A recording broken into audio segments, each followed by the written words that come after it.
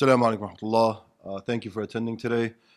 This topic, inshallah, is a bit touchy, and I believe Brother Dewan covered everything, but I'll do my best, inshallah, to add more. One of the things that this election has shown us is how divided America is, an image that America has tried to conceal from the eyes of the rest of the world. So many of the incidents that we've seen throughout the elections were reminiscent of the 1950s, of segregation, and that hatred that America has tried to conceal surfaced once again. So we need to understand that Trump tapped into that deep aggression. He did tap into certain sentiments that Americans tried to conceal, and he was able to create a movement out of the politically unaware, the politically impotent, those who honestly could relate to Trump, because Trump being a bully, an identifiable character that much of America is familiar with, and there was very little ambiguity or vagueness about this character. Now, Trump is in fact in line with traditional capitalism. He is one of those cutthroat types, the gung-ho type that goes out there and takes what he wants and really doesn't concern himself with the other. And we need to understand that, again, this country was founded on blood, lots of it, whether it be the Native Americans, the African Americans, and so on. So we Muslims are now the latest or more visible other. And this is important for us to understand. It is important for us to understand and also to be able to elaborate upon. Now, one of the things that came to mind when I was preparing for this speech is, in fact, this them or other of Islam created by early Protestant missionaries at the beginning of the establishment of America is something that has been there, not dormant, but being discussed behind the scenes. So when we hear people like General Flynn talk about Islam being, this radical Islam being an enemy, this is a discussion that has taken place all the way back until the early 1800s. And one of the most famous hymns, the Marine hymn, where we hear them saying, "From the halls of Montezuma to the shores of Tripoli." What they're talking about is William Eaton, a Marine who was able to recruit 600 North African mercenaries to fight on the shores of Tripoli. So this engagement with Islam is something that it goes back as early as 1805 to the Tripolitanian Wars, or the Greek Wars, in which, again, America, relying on mercenaries, much like they do today, was fighting Islam. So for them, political Islam is something they're far too well familiar with. Now, the historian Timothy Marr explained that the events in the Muslim Mediterranean thereby formed necessary functions in the affirmation of American nationalists and functioned as a state of legitimization, both historically and rhetorically, upon which Americans could dramatize the humanity and heroism of their own cultural practices and the global relevance of their form of government. So we need to understand that they've long looked at the Muslim world as being the Antichrist, the savage, those who will come at the end of time and oppose Christianity, and they shaped their identity based upon that. Now, the author Samir Khalaf also explained how between 1820 and 1920, U.S. foreign policy was based on reports filed by these missionaries. So this underpinning, and one of the things that I want to emphasize in my talk, is that we don't look at our present situation as being detached from our history. Okay, this is a continuation of an ongoing struggle between truth and falsehood, between Islam and Batil, and we need to understand it that way, and we need to also interpret our current events according to that. So Trump, when he came, he tapped into that. He tapped into this, them, other, and pretty much put all blame upon them. And one of the things that he was able to do is create this vague interpretation of the establishment. One in which obviously he ended up undermining recently with much of his selections, but nevertheless, it helped him during his election campaign. And again, the election in no way, shape, or form is going to bind him. And I think by the time that his support base realizes that they were being played, it'll be too late. He would have finished up his 4 years and walked away.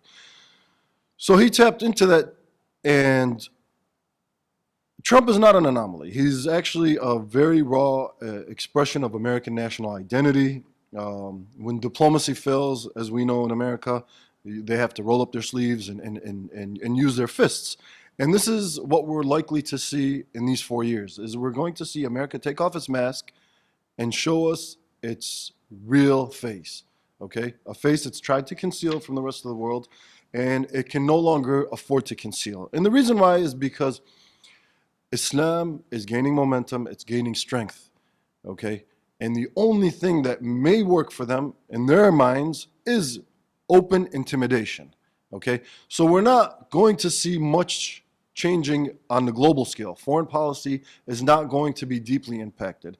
And the reason why is because as much as America tries to portray this image of it being powerful, strong, able to take on the world, the truth of the matter is that they cannot take on anyone had it not been for the agents that they have spread throughout the world, and mainly in the Muslim world. They could not afford to take on Islam, the revival of Islam, had it not been for Turkey, had it not been for Pakistan, had it not been for the intelligence capabilities of Jordan. If we were to look at Jordan alone, we would see that America is dependent upon Jordan in Libya. It's dependent upon Jordan in Syria. It's dependent upon Jordan in Iraq. It's dependent upon Jordan in Afghanistan. Okay. Even recently, General Mattis indicated that King Abdullah told him that we Jordanians will defend Americans with our lives, or along the lines that we will ensure the safety of Americans and we will continue to fight on behalf of American interests. So the agents that he has in the Muslim world, or America has in the Muslim world, prove to us and to the world how weak America really is. That if any of those agents, and even if Jordan were to pull itself from the equation, that's it. It would be easily exposed.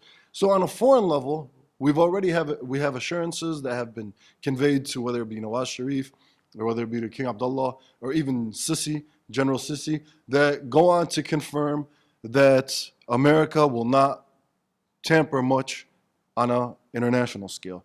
But on the domestic front, we're likely to see drastic changes. Drastic changes.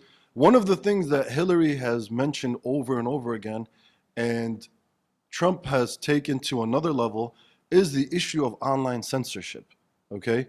So they didn't, that's one of those dilemmas that they've had, is how do we go about dealing with this dissent, those who call for a comprehensive ideological Islam? How do we minimize the impact that they can have on in the cyber world or online? So one of the things that we're likely to see is an open attempt of trying to hush these voices. Now, this threat that is being trumped up is not unique to Trump. Again, Francis Fukuyama warned that despite the advent of capitalism's triumph and the end of history, a one-world actor still posed a threat, Islam. And it posed a threat, as Fukuyama noted, because Islam was political. And again, it is political Islam that is being attacked. It is political Islam that scares them. It is not the guy who was locked up in the masjid praying for Isa's return. That's not the person who they're frightened by.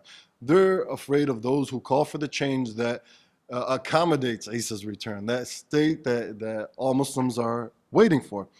So the changing of styles is all we're likely to see. On the foreign, again, like I said, with foreign policy, we may see Trump using a more of a business style approach with dealing with these Arab rulers, okay?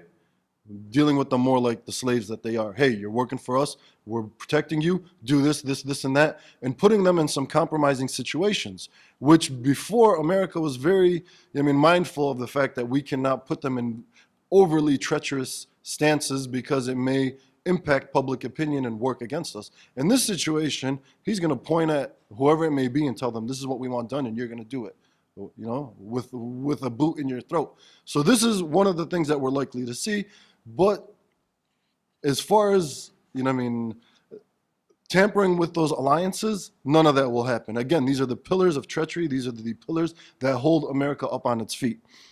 So this bad cop, good cop approach is what is being played out, and the bad cop again being Trump with his gang of dimwits, and they are.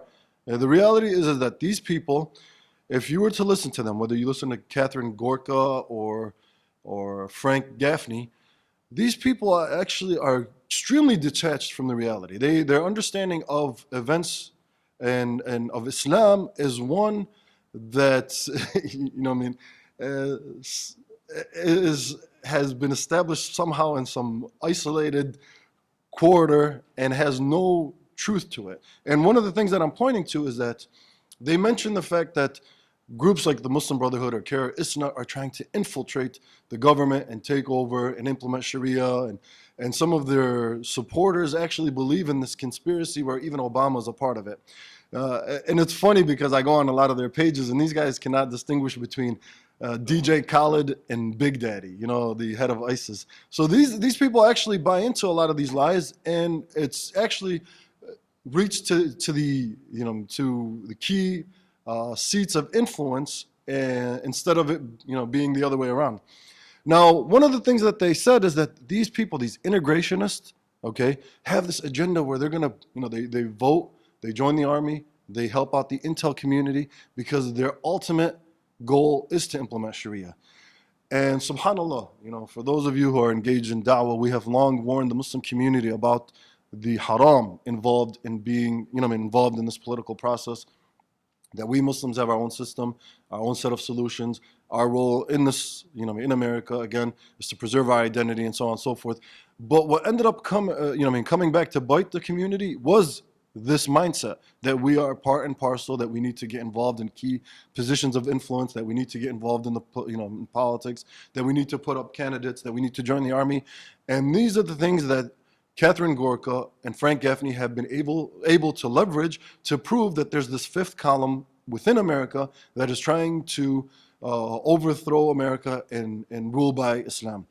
And that is why tomorrow's Pharaoh, Trump, is possibly going to be a disaster for us here, okay? And a wake-up call to the fact that we belong to an ummah. We have long bought, a lot of the Muslim community unfortunately have bought into this idea that we're American Muslims and blah, blah, blah, and have detached themselves from the ummah. Now they will be reminded once again that they belong to the ummah of Muhammad sallallahu alaihi wasallam, and that they're, the kuffar view them as one. Even despite all their attempts to detach themselves, kuffar, the disbelievers, these people view them as one, and they will always be suspect of them. Now, the issue of Pharaoh was the theme that we wanted to go with. And the reason why is because when Bani Israel were under or being enslaved by Pharaoh, the Pharaoh had a whole series of strategies in order to deal with them, policies. And he had a dream in which a child will rise from Bani Israel that will undermine his authority. Now, we have to understand that these people are much like today. They are the establishment. They controlled the economics, politics. They controlled everything. And on top of that, they were worshipped as gods, the pharaohs. So these people are just like today's elites, the establishment. They are gods. What they say is right and what everybody else says is wrong. And if you disagree with them, they're going to eliminate you. So the establishment of that time, of Pharaoh's time, they decided to act upon this threat that a child from Bani Israel is going to grow to threaten our authority. So they devised a new policy in which they will go and kill all the male newborns of Bani Israel in order to prevent that from happening. Now, what ended up happening is the advisors to Pharaoh said to him, listen, if we kill all we're not going to have nobody working for us. It's going to have economic, it's going to have an economic backlash because we need these people. These are our slaves. How are we going to build our pyramids? How are we going to do this? How are we going to do that if we're going to kill them? So again, they had to readjust their policy and they started to kill the newborns of Bani Israel intermittently, okay? We today are in a similar situation, okay?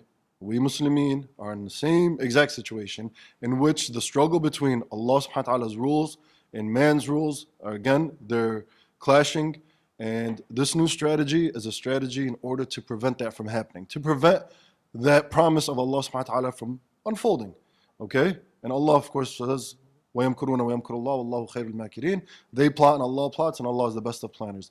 So this obviously is not something that we need to worry about. Victory is for Allah subhanahu wa ta'ala's deen, but this is part of their strategies. Let's undertake a new policy in order to suppress Islam. Something more visibly anti-Islam that will put these people into a corner, maybe have them bury their heads, but accept the fact that, we're too strong and they have no power. They're helpless before us, and that's how we want them to act. And this too is reminiscent or a reminder of the seerah of the Prophet ﷺ, in which they confronted the Prophet ﷺ. Their first policy was to contain, okay? Once that didn't work out, to boycott. Once that didn't work out, to spread propaganda and lies in order to suppress the message of Islam and prevent it from reaching the ears of people, who were seeking change. And then when all that failed, they actually went further and they decided they wanted to kill Muhammad sallallahu alaihi wasallam.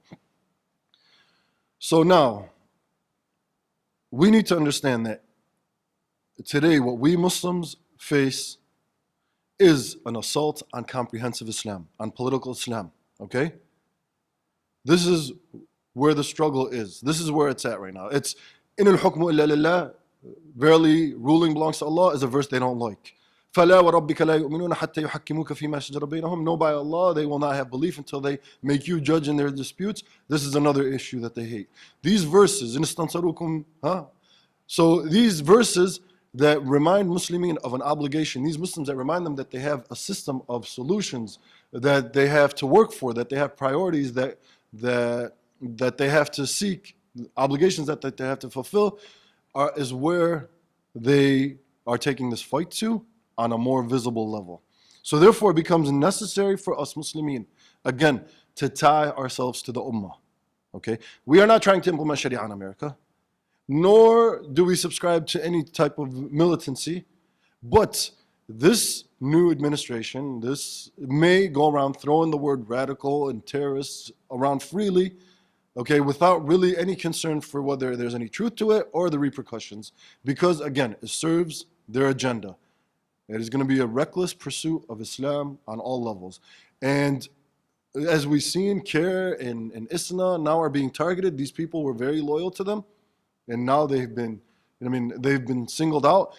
It's possible that they will broaden the scope of who is a threat to them, and they will go after them and label them with whatever labels serve their agenda. And unfortunately, on social media, I've seen some Muslimin crying that Hillary lost. Astaghfirullah al-Azim. Rather than crying and asking Allah for forgiveness for the fact that you associated partners with him by seeking legislation outside of the fold of Islam, you're crying because a non-Muslim, okay, did not win. So obviously there's a serious problem here that we need to remind Muslims that your loyalty, your source of guidance is within the folds of Islam. It's not Hillary. And our success is not independent from the success of the 2 billion Muslims that are suffering. How's that?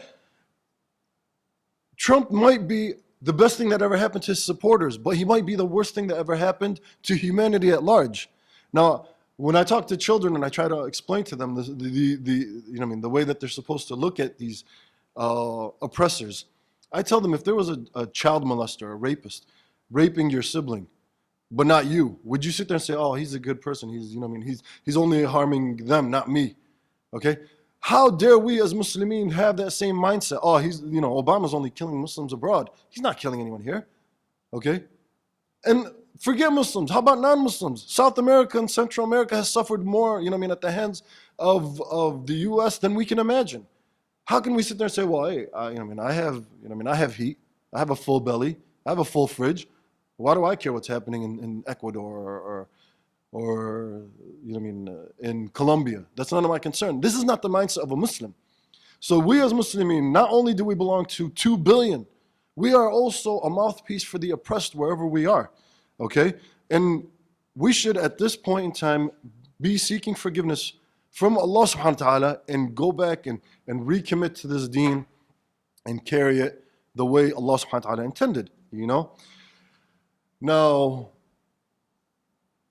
one of the things that I wanted to address was the issue of Andalusia. And I'm obsessed with Andalusia. And the reason why I'm obsessed with Andalusia is because of the lessons that we can learn, because of the fact that this whole crypto Muslim culture that existed post Andalusia, after the reconquest or whatever they call it, was one that they derive a lot of their suspicions from. How? A lot of these Muslims believe that they can go underground and then somehow wait for the perfect opportunity to rise to power and reclaim, their state or their lost lands.